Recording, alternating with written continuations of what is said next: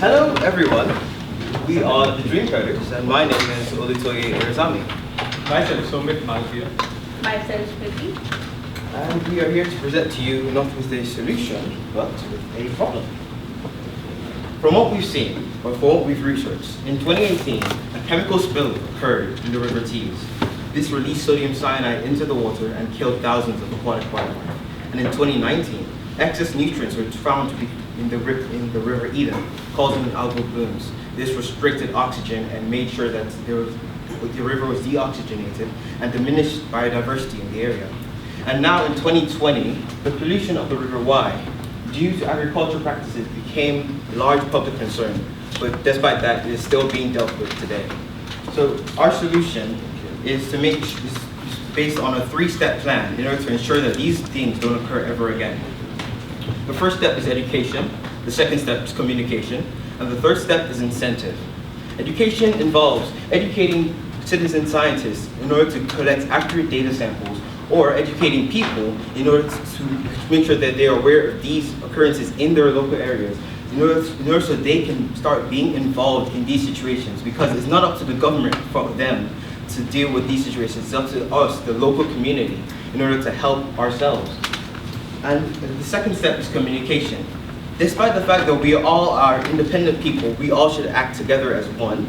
So we believe that setting up a platform where citizen scientists, the local community, local government, or other environmental agencies can all come together and elaborate on how to deal with these solutions individually, collectively. And the third step is incentive, providing an incentive for people in order for them to actually see and grasp the level of complexity that these pollutions have on our society. And we ensure that data would be visualized and delivered to necessary stakeholders and act as a reporting system so every single person can understand what's actually going on in these communities. So we introduced EcoLab. EcoLab is similar to E. coli, which is one of the major problems we face in our pollution today. And it is a platform which allows for all the steps I've shown, for education, for educating people, for communication with the wider community, and to make sure that every single person is involved in all of these steps. It involves a chatbot system which allows for accessibility with every single person, whether they're a scientist, a researcher, or a normal average Joe, or whether they are even someone in local government who has no idea about this situation but really wants to learn and wants to grasp these things. EcoLab also features an AI-driven analysis system. These analysis system essentially would take data from either ArcGIS or whether they take data from Stream, and they bring them together and shows a trend.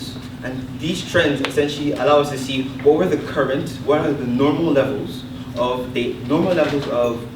nutrients in the water, normal levels of how the water should be and what they are now. And these allow us to compare and contrast and to easily find these solutions quickly. And in addition to that, we also feature a 3D topological system which allows sources, like direct sources of data, direct sources of pollution to be able to identify it quickly. Because I understand that despite the fact that we know that there's pollution in the river, there's different solubles, there are all these different nutrients, identifying the sources of these nutrients would be critical in order to properly find an accurate solution. And now we introduce you to Walter, the personal AI assistant, which will help improve the ease of access to these materials. So here is my role. So this is a EcoLab. Okay. Yeah. So they come up with the idea and I have to implement that. So this is our website, EcoLab, and I have collected the data from Open API. So this is the sample data from different rivers. So this is the location where I selected for the London. We can select multiple locations, but there is no functionality yet. But I'm going in future we can get that.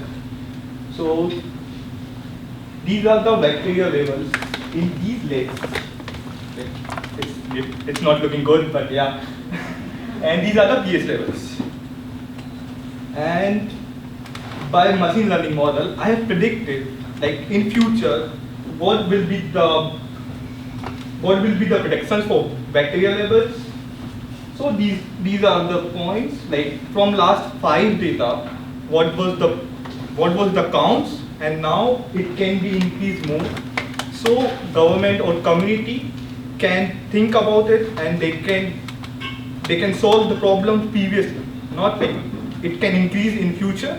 So they will solve it now or in a week or in a month. So there is a map. Let me show you. Yeah. So these are the points where we have shown it like in Lincoln. There are 20 bacteria. So it's like just showing as per the points. I don't know much about it. Yeah. And next we have the AI bot, where we can ask for the solutions or anything. Like it's like a bot. Its name is Walter. He gave it. So It's mainly for education to introduce people to these things and to make sure they understand what's actually going on. So we can ask anything. So example, I'm asking about. Let me check. Yeah. So we can ask. Yeah.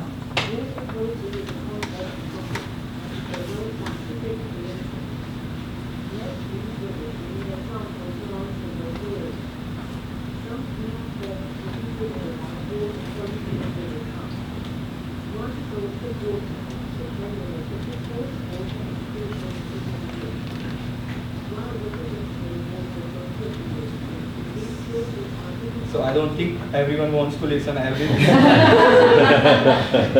So yeah, let's replace it again.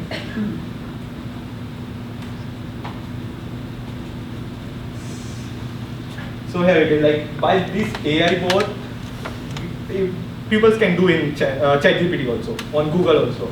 But in future we can give the communications with the researchers, with the authors or governments. Like if I have a society, there is a problem, then I can solve the issue for the rivers, or community can solve the issue. Like someone has to come, right? Government can come up, or society will come up. Like they can use their money. So it's for that. And one of the things we are going to take up in the future is to build it more. You don't know that UI yet. So yeah, this is from my side.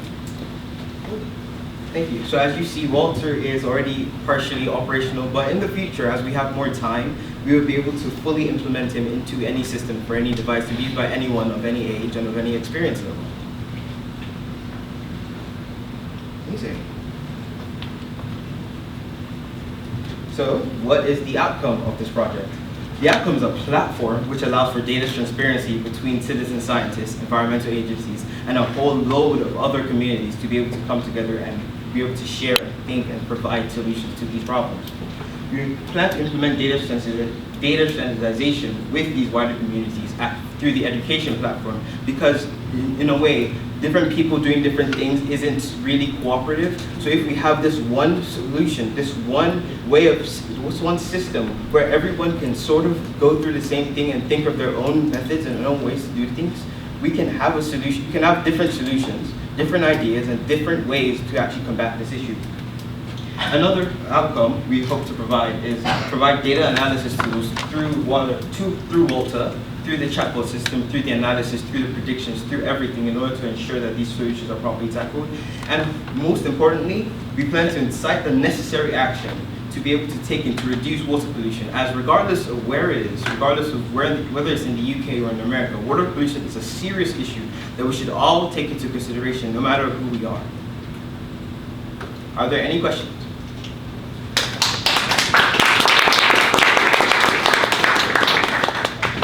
What did you use for your chatbot?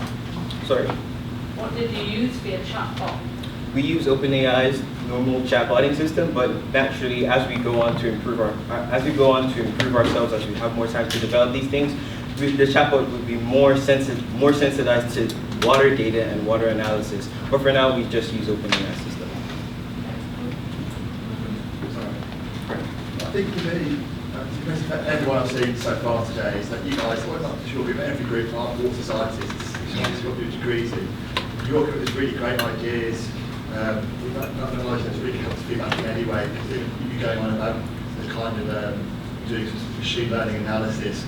Well, I can think of plenty of equations for analysing satellite imagery, to look at algal blooms, to see when algal blooms are happening, and that sort of stuff that you could equally feed into it. It's great to see you come with ideas, doing that bit of background research, even though you're not experts, it's been great to present them. That's what these guys were saying about their, asking about how they had to wait into it. Well, maybe you wouldn't know that kind of background, but you're going to give their ideas to go on.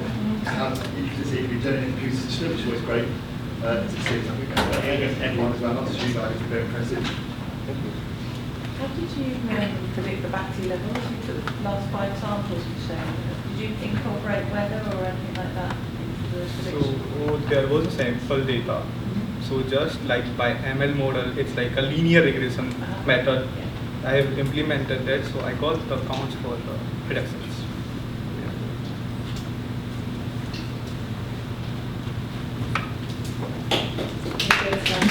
Thank you.